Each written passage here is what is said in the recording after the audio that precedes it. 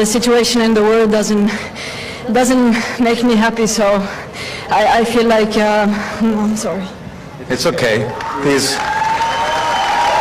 are the moments.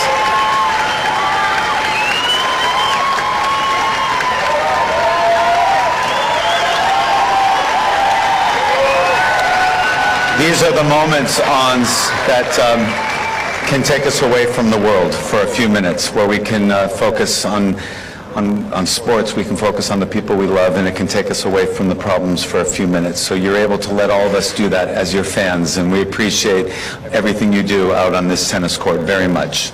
I mean, I wish just, it's very tough seeing children, babies dying every day, and it's heartbreaking. So I have decided to donate part of my prize money to help, the Palestinians, and I cannot be happy with just this win, just what's happening. I'm sorry, guys, it's supposed to be about tennis, but it's very frustrating looking at videos every day. So I'm sorry, it's not political message here, just humanity, that's it. I want peace in this world, and that's it.